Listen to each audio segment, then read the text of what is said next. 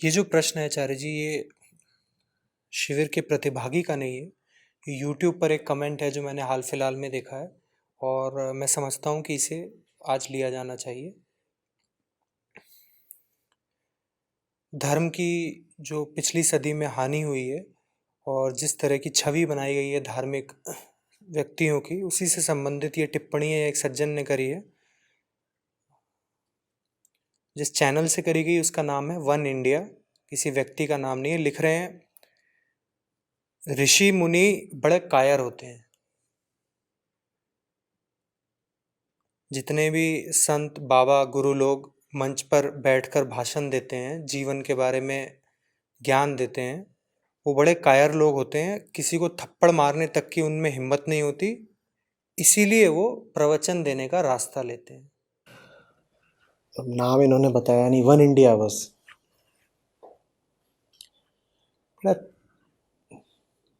थप्पड़ मारना आमतौर पर हिम्मत का काम नहीं होता है। थप्पड़ मारना प्रतिक्रिया का काम होता है। उसमें हिम्मत नहीं लगती है, वो एक प्रतिक्रिया होती है। तो ऋषि मुनि प्रतिक्रियात्मक नहीं रह जाते। प्रतिक्रिया करने का मतलब होता है सामने वाले का गुलाम हो जाना। कि उसने एक चीज करी तो अब बंधी बंधाई प्रतिक्रिया स्वरूप हमें दूसरी चीज करनी ही पड़ेगी। समझ रहे हो? कि उसने बोला आ तो मुझे खा बोलना ही है। उसने बोला आ तो मुझे बोलना है ख, ये प्रतिक्रिया है। तो अब अगर वो मुझसे ख बुलवाना चाहता है तो ऐसा वो कर सकता है, जब चाहे तब कर सकता है। तो मैं तो उसका गुलाम हो गया ना। अगर वो चाहता है कि मैं ख बोलूं तो उसे बस क्या करना है, वो बोल दे मुझे ख बोलना पड़ेगा, तो मैं गुलाम हो गया ना। इसी तरह अगर तुमको पता है कि कौन किस बात पर हाथ चला देगा और तुम उससे वही बात बोलो और वो व्यक्ति हाथ चला दे, तो उस व्यक्ति ने ये वीरता दिखाई है, साहस दिखाया है या गुलामी दिखाई है? अब देखो, तुम इतनी बेहूदी बात बोल रहे हो कि ऋषि मुनि कायर होते हैं। ये भी तो हो सकता था ना कि तुम मेरे सामने होते, मैं तुम्हें इस बात पे थप्पड़ मार देता। हो सकता था ना। पर अगर मैं ऐसा करता तो इसमें मेरी कोई वीरता नहीं होती, क्योंकि मैंने तुम्हारे ही तल पे आकर के तुमको तुम्हारे ही तल की प्रतिक्रिया दे दी होती कि तुमने मूर्खता की बात बोली, मैंने फटाक से थप्पड़ चला दिया, तुम्हारा मुंह लाल कर दिया। ऋषि वो जो अब मालिक हो गया अपना, वो इतना बड़ा बहादुर है कि वो अंदरूनी तौर पर मालिक हो गया अपना। तुम उससे कोई प्रतिक्रिया उगा नहीं सकते, एक्सट्रैक्ट नहीं कर सकते। तुम लाख कोशिश कर लो, वो वैसा कुछ नहीं करेगा जो तुम उससे करवाना चाहते हो। तभी तो वो फिर आत्मिक है ना, अपने में जीता है। वो तुम्हारे अनुसार थोड़ी चलेगा। तुम उसे गालियां दे लो, तुम चाह रहे हो कि तुम गाली दे रहे हो तो पलट के वो भी गाली दे दे। नहीं, ना तो वो ये कहेगा कि मुझे गाली आई है तो मुझे पलट के गाली देनी है, ना वो उसने ये नियम बना रखा है गाली आई है तो गाली नहीं देनी है। वो तो कुछ ऐसा करेगा जो अपूर्व होगा, जो पहले से संचालित नहीं हो रहा होगा।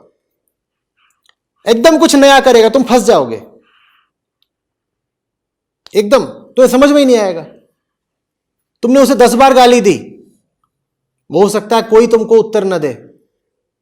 तुम कहोगे अच्छा, तो इसने ये नियम या सिद्धांत बना रखा है कि गाली देने पर उत्तर नहीं देना है, मौन रहना है। और ये भी हो सकता है तुम उसे 11वीं बार गाली दो, पत्थर उठा के तुम्हारा सर फोड़ दे। तुम्हें समझ में नहीं आएगा ये कैसे हो गया। अब तुम कहने लगोगे ये खतरनाक आदमी है, खतरनाक आदमी है। और एक दिन तुमने उसे 12वीं बार गाली दे दी और तुम एकदम डर गए कि पिछली बार सर फोड़ा था, इस बार गर्दन काट देगा। इस बार उसने तुम्हें गले से लगा लिया। वो अपना मालिक है, उसका कोई ढर्रा, कोई पैटर्न नहीं है जो तुम पकड़ लो, कहो कि अब मुझे इसका जो फॉर्मूला है वो समझ में आ गया है। वो किसी फॉर्मूले पर चलता नहीं है। उसकी कोई चाबी नहीं है जिसको तुम घुमा सको, उसका कोई बटन नहीं है जिसको तुम दबा सको। वो न जाने कहां से आता है, वो न जाने कहां से अपने कर्म करता है। वो अंदरूनी तौर पर संप्रभु है, वो अंदरूनी तौर पर पूरी तरह आजाद है। वो कुछ भी कर सकता है, वो थप्पड़ मार भी सकता है, नहीं भी मार सकता है। यह भी हो सकता है कि तुम उसे गाली दो, तुम पर फूल बरसा दे, बिल्कुल हो सकता है। यह भी हो सकता है तुम उसे गाली दो, उसने सुना ही नहीं। कुछ भी हो सकता है, तुम अनुमान नहीं लगा पाओगे। इसीलिए सच को अननुमेय कहते हैं कि तुम्हें अनप्रिडिक्टेबल है भाई, अप्रत्याशित, तुम नहीं पता कर पाओगे कि वो क्या करने जा रहा है। समझ में आ रही है बात? ये हुई उसकी अंदरूनी मालकियत। अब जहां तक ये बात कि बाहर के जगत में संतों ने कुछ नहीं करा, तो तुमने इतिहास नहीं पढ़ा है। संतों को जब जरूरी लगा है तो उन्होंने बंदूक, तलवार, तोप सब चलाई है। ये तुम्हारे मन में छवि बैठी हुई है कि ऋषि लोग कायर होते हैं, किसी को थप्पड़ नहीं मार सकते वगैरह वगैरह। ये तुमसे किसने कह दिया? हां, उन्हें कोई खुजली नहीं हो रही होती किसी से लड़ाई करने की, ना उन्हें लड़ाई करने की बहुत आतुरता है, ना उन्हें मैत्री करने की या मोह करने की आतुरता है। वो किसी भी चीज को लेकर आतुर नहीं है, वो बस स्थिर है और शांत है। लेकिन यदि जीवन चक्र के किसी बिंदु पर उन्हें यह लगा है कि हथियार उठाने चाहिए, तो ऋषियों ने, गुरुओं ने, संतों ने हथियार उठाए भी हैं। थोड़ा इतिहास पढ़ लो। और जब एक ऋषि हथियार उठाता है ना, तो वो हार नहीं सकता, मर सकता है। तुम उससे ये नहीं कह पाओगे कि आगे मत बढ़ना नहीं तो मार दूंगा तुझे। वो अपना मालिक है, माने वो शरीर की गुलामी से भी बहुत पहले आजाद हो चुका है। शरीर का डर दिखा के तुम उसे रोक नहीं पाओगे। न तो तुम उसे विवश कर सकते हो हथियार उठाने के लिए, वो चुपचाप बैठा रहेगा। तुम उसे कितना भी उकसाते रहो, वो हथियार उठाएगा नहीं। पर अगर उसने हथियार उठा लिए तो अब वो रुकेगा नहीं तुम्हारे। क्योंकि उसने हथियार किसी के कहने से नहीं उठाया है। न उठाना भी उसका आंतरिक बोध था और उठाना भी उसके आंतरिक बोध से आ रहा है। न तुम उसे हथियार उठाने के लिए मजबूर कर सकते थे, न रखने के लिए मजबूर कर सकते हो। वो जो करेगा अपने भीतर की रोशनी में देखकर करेगा।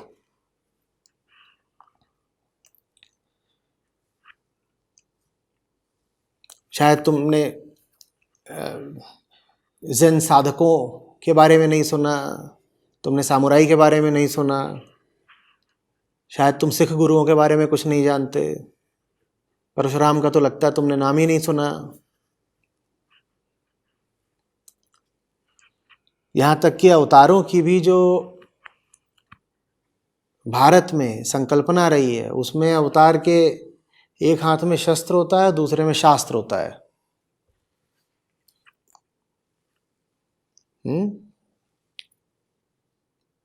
जिन्होंने तुम्हें गीता दी है वो तो ऋषियों में भी ऋषि हुए ना। और बता दो मुझे कि उन्हें शस्त्र चलाना नहीं आता था। हाँ, वो तुम्हें थप्पड़ नहीं मारते, क्योंकि थप्पड़ मारने के लिए तुम्हारे नजदीक जाना पड़ता है। इतनी योग्यता तुम रखते नहीं हो।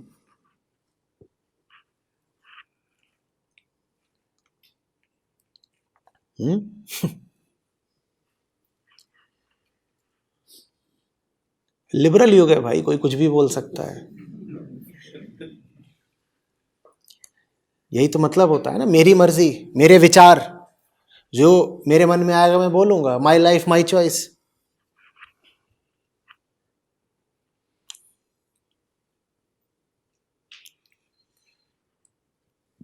कहिए। ये जो कहना चाह रहे हैं थप्पड़ से हो सकता है इनका आशय हो, इनका नहीं होगा, पर अगर इनकी मनोस्थिति पढ़ने की कोशिश करें कि उनके पास वो ताकत नहीं थी कि वो संसार में किसी को दबा सकें या किसी पे अपना प्रभाव डाल सकें। तो ये कहना चाह रहे हैं कि ऋषि मुनि संत जितने हुए हैं वो बड़े सांसारिक रूप से कमज़ोर रहे हैं।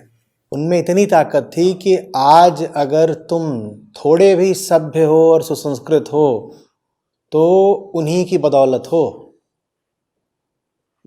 तुम्हारी ताकत की परिभाषा ही मूर्खता भरी है। तुम्हारे हिसाब से ताकत तब होती है जब तुम टैंक में बैठे हुए हो या तुम्हारे पास बहुत सारा पैसा है। अशोक के पास ताकत थी या उन बुद्ध के पास ताकत थी जिनके सामने अशोक नतमस्तक हो गया? बोलो। पर तुम्हें लगेगा ही नहीं कि बुद्ध के पास ताकत थी। अशोक का तो नामो निशान मिट गया और बुद्ध का धर्म देख लो कितना फल फूल रहा है। पर तुम जाते वहां देखते बुद्ध ऐसे उधर उधर भटक रहे हैं, उनके पास तो कुछ था नहीं। तुम कहते इनके पास तो कोई ताकत ही नहीं है, कपड़े हैं 2 जोड़ी और ऐसे ही वो अपनी इनकी संघ में कुटिया बनी हुई है, वहीं रहते हैं। इनके पास क्या है? बहुत ताकत है।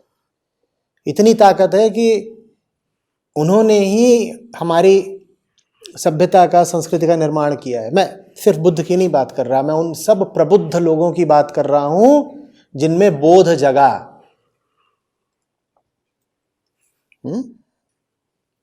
ना होते जो साधु जन तो जल मरता संसार, ये उनकी ताकत थी।